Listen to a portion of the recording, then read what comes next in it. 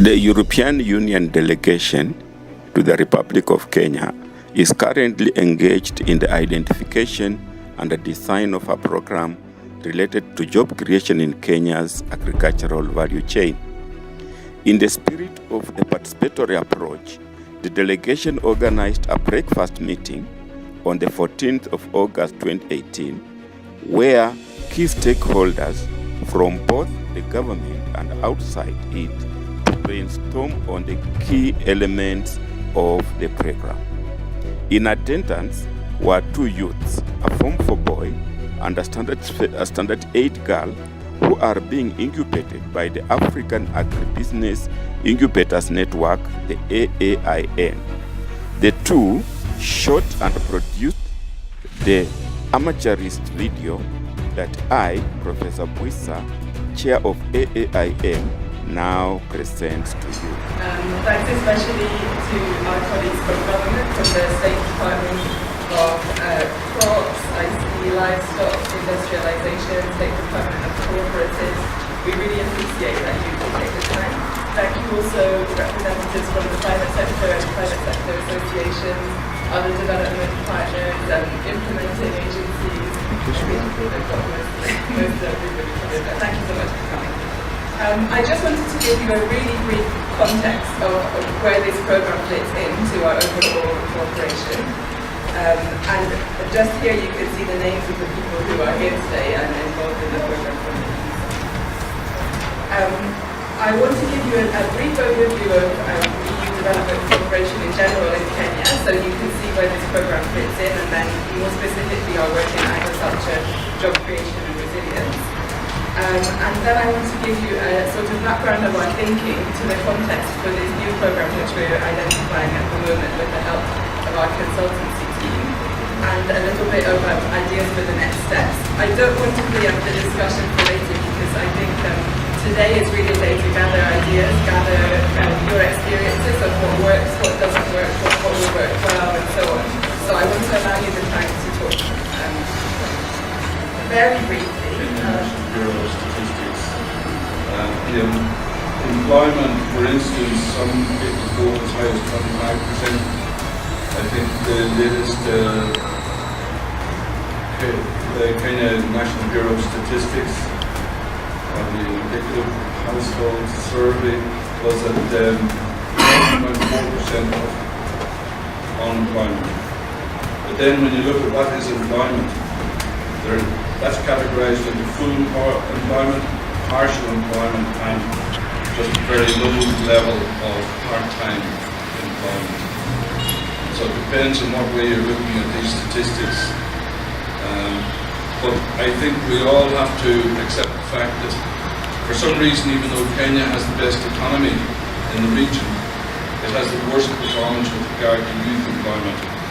There's an issue, or there are a number of issues, or a number of problems there. Why are so many youth unemployed? Compared to some neighbouring countries, this is not a hugely populated country. It's a strong economic growth, but we're not absorbing youth into meaningful jobs. Is it an issue of messaging? Maybe we could have some comments about that. Is the wrong messages going to the youth? Is it that the bright lights in Nairobi are much more attractive than working and earning a good living out in the rural area? But to look at the appropriate training facilities and methods of training. In terms of reference and the previous thoughts on this program, identified ATCs as potential training hubs. I'd really like to have your views on that, because my own views I won't even say them at this, mention them at this stage. But later on, in concluding these presentations, we have Professor where are you? Buisa, Professor Buisa he's the chair of the AAIN, which is an incubation creations organization that are working in a number of African countries, and he will explain more about the successes of incubation centres and the challenges in setting them up. And right now we are still looking at how to design a good financial instrument that will attract commercial lending and will attract private sector players into the component. We all know that there are quite a number of challenges, especially with financing, and those are the challenges that I want to bring out, because at this moment we can't say we have the solutions yet. We want to bring out what these challenges are and how we can go around these challenges to be able to design an instrument that will be able to attract those private players and will be able to serve the youth and the women in that sector. We all know, or if we don't know, and I'll highlight some of them. The key challenges we all know about agricultural lending are there is the real and perceived risks in agricultural lending. Issues about climate change, issues about diseases, issues about seasonality of agricultural productivity. These are challenges that financial institutions face. And when they are trying to structure products around about to deal with these issues of high risks, then they face quite a number of challenges to get the right products to suit the players in this sector. Then financing, again, players in these sectors, particularly in the rural areas, they are in remote areas, reaching these people, sending loan officers down to the rural areas, it's very, very expensive. We know that there are so many very digital channels that are come up and can solve this, but we know those are big challenges that financial institutions have. Again, financing the youth and women also come with challenges. We know youth and women have limited resources to invest, and so issues like access to land as collateral for loans or access to assets for loan securities is a challenge for the youth. We know that they have limited track records which financial institutions need to assess or to appraise their businesses or their loans. We know that we also lack. Morning. Yeah, just take a few moments to highlight a few issues of natural resources, because this project is unique in that gives us an opportunity to look at natural resources and the operating environment in which the other value chains are implemented.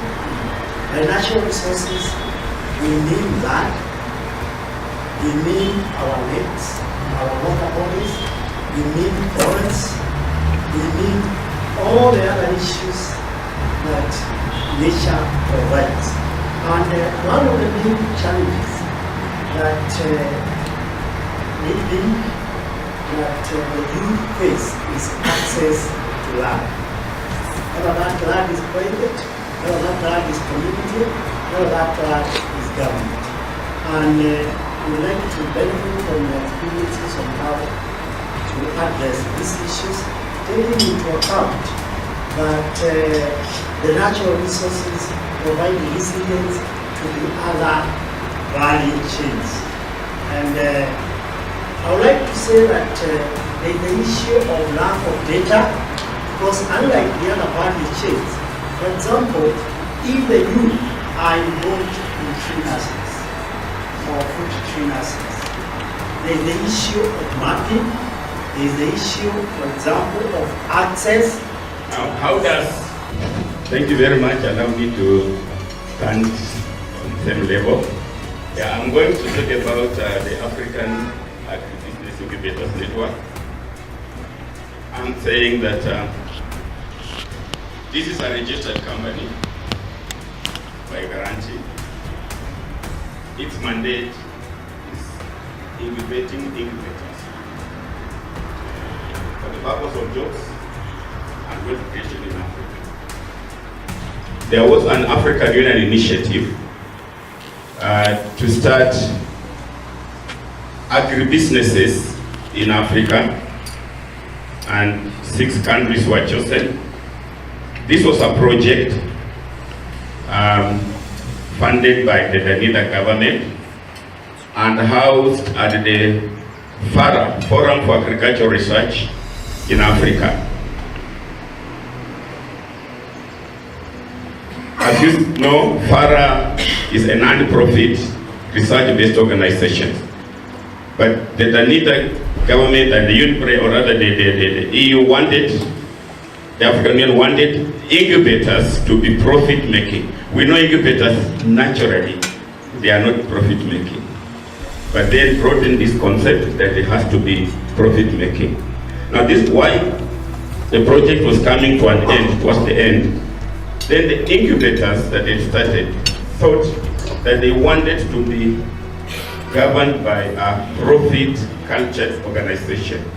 And therefore, the AAIN was born.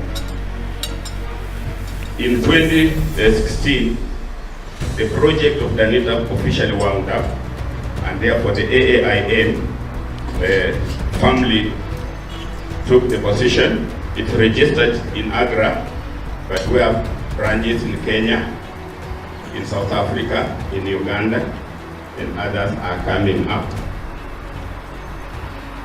But what is an incubator? AAIN worked them.